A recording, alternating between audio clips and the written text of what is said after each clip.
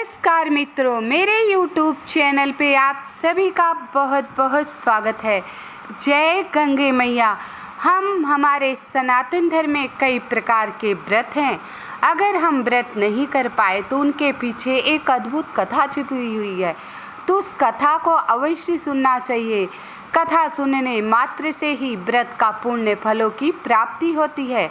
आइए गंगा दशहरा व्रत कथा आरंभ करते हैं, जो 5 जून 2025 को है। ओम श्री गणेशाय नमः।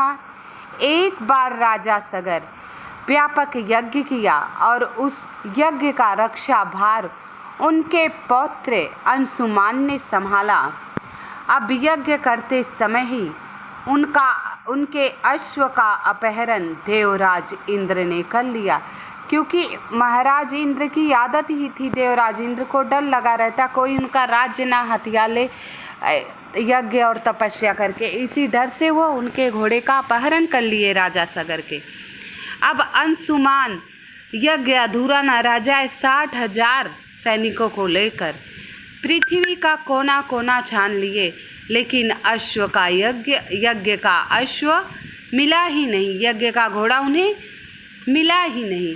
अब उन्होंने सैनिकों की आज्ञा की, पृथ्वी की खुदाई करिए, पाताल लोक में ढूंढा जाएगा।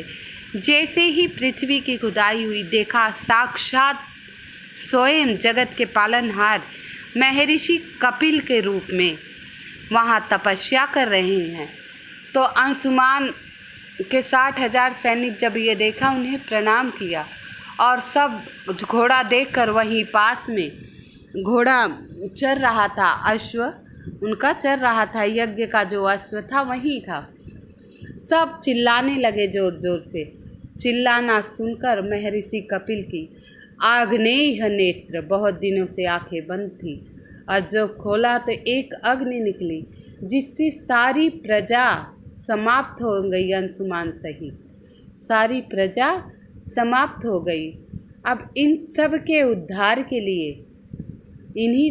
उद्धार के लिए 60,000 सैनिकों अंशुमान के उद्धार के लिए राजा दिलीप के पुत्र ने घोर तपस्या की, ब्रह्मा जी की बहुत सालों तक तपस्या की। ब्रह्मा जी प्रसन्न हुए, बोले हे भागीरथी, तेरी घोर तपस्या से मैं प्रसन्न हूँ, बताओ तुम्हें क्या वरदान चाहिए। तो भागीरथी ने कहा, हे प्रभु, आप जो मैं वर मांगूंगा क्या आप देंगे। ब्रह्मा जी बोले, निसंदेह मैं तुम्हारी तपस्या से, भक्ति से बहुत प्रसन्न हूँ, जो तुम मांगोगे वो दूंगा।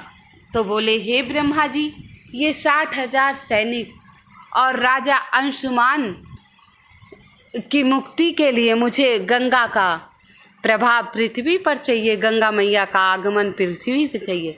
ब्रह्मा जी बोले, हे भागीरथी, पहले जाओ माता पृथ्वी से पूछो, क्या गंगा का भार वो सह सकेंगी। तो बोले ठीक है। जब पृथ्वी से पूछा, पृथ्वी बोली नहीं। तब ब्रह्मा जी ने कहा, फिर भागीरथी ने ब्रह्मा जी का स्मरण किया, तो ब्रह्मा जी ने कहा, पृथ्वी का भार सिर्फ भगवान भोलेनाथ ही सह सकते हैं, गंगा का भार सिर्फ भगवान भोलेनाथ ही सह सकते हैं, पृथ्वी भी नहीं सह सकती। तब उन्होंने भगवान भोलेनाथ की तपस्या की। जब तपस्या की तो भगवान से निवेदन किया कि गंगा का भार आप सहिए। तो जैसे ही पहले तो भगवान ने गंगा को अपने कमंडल में डाला, ब्रह्मा जी ने पहले गंगा जी को कमंडल में डाला। अब जैसे ही कमंडल से बाहर निकाला तो भगवान शिव ने अपनी जटाओं में ले लिया और जटाओं में लेकर उन्हें बांध दिया। अब गंगा का प्रभाव पृथ्वी पर नहीं आया। अब भागीरथी बड़े परेशान हो गए, बहुत ज़्यादा परेशान हो गए। अब क्या करें, कैसे पितरों से मुक्ति पाए, वो कैसे पितृ दोष से मुक्ति मिले, कैसे इन सैनिकों को उद्धार हो। बड़ा सोचने लगे। वह पुनः दोबारा भगवान शिव की घोर तपस्या की। फिर भगवान शिव प्रकट हुए तो भगवान शिव ने कहा, हे भागीरथी, मांगो क्या मांग। बोले, हे प्रभु, मैं गंगा मैया का आह्वान पृथ्वी पर करना चाहता हूँ, जो आपकी जटाओं में सिमट गई हैं। तो भगवान भोलेनाथ ने कहा तथास्तु। थोड़ा सा जटा उठाया, पतली धार में पहाड़ों से होते हुए, हिमालय से कलकल होते हुए वो फिर नदी का रूप लेकर हमारे पृथ्वी पर आई। और आने से ये मोक्ष की प्राप्ति ही नहीं, सबका उद्धार की। अगर गंगा जल डालकर हम प्रतिदिन स्नान करें तो हमें शारीरिक बीमारियां नहीं होती हैं, त्वचा की बीमारियां नहीं होती। और गंगा जल अगर रोज़ पीने में डालें तो हमारी आंतरिक बीमारियां भी नहीं होगी, आत्मा शुद्ध रहेंगे, विचार सकारात्मक रहेगा। तो इस प्रकार भागीरथी ने गंगा का आह्वान हमारी पृथ्वी पर किया, जन कल्याण हेतु, मानव के कल्याण हेतु, जो आज सदियों से चले आ रही हैं।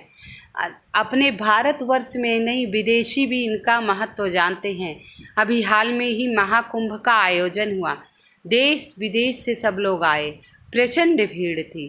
तो गंगा मैया की यह कथा आप सभी सुनिए और सभी को बताइए गंगा दशहरा का महत्व क्या है। इस दिन गंगा जल डालकर भगवान शिव को समर्पित कीजिए। इस दिन भगवान शिव की विशेष पूजा होती है। दशमी तिथि के दिन विशेष उपाय किए जाते हैं। तो व्रत कथा अवश्य सुनिए। कथा सुनने मात्र से मोक्ष की प्राप्ति होगी, पितृदोष से मुक्ति मिलेगी। आशा करती हूँ आप सभी को मेरी वीडियो पसंद आ रही। कृपया लाइक एवं सब्सक्राइब अवश्य कर दीजिएगा। कमेंट में जय गंगे मैया लिख दीजिएगा।